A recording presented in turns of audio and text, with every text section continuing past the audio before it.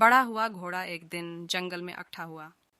وہ جلدی سے آگے بڑھنا چاہتا تھا کہ باتتے ہوئے ٹھوکر لگ گئی اور اس کی پاؤں میں چوٹ آئے۔ اگرچہ وہ درد سے تڑپ رہا تھا لیکن وہ بھاگنا نہیں چھوڑا۔ جلدی سے آگے بڑھنے کی کوشش کرتے ہوئے اس نے کئی بار اور ٹکرائیں کھائیں۔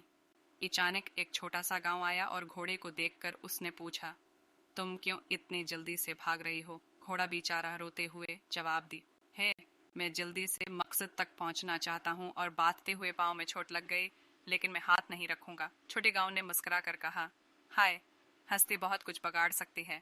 جلدی سے بڑھنا اچھی بات ہے لیکن انحصار نہیں کرنا چاہے۔ گھوڑے نے آخر کار سمجھا اور اپنی عجلت کم کرتے ہوئے دھیرے دھیرے آگے بڑھنا شروع کیا۔ اب وہ محنت سے اپنے مقصد کو حاصل کرنے کے لیے اپنی راستے پر ٹھیر رہا۔ اس داستان سے یہ سبق حاصل ہوتا ہے کہ جلدی عمل انجام دینے میں خرابیاں لے سکتی ہے۔ صبر سے اپنے مقاصد کو حاصل کرنا بہتر ہوتا ہے۔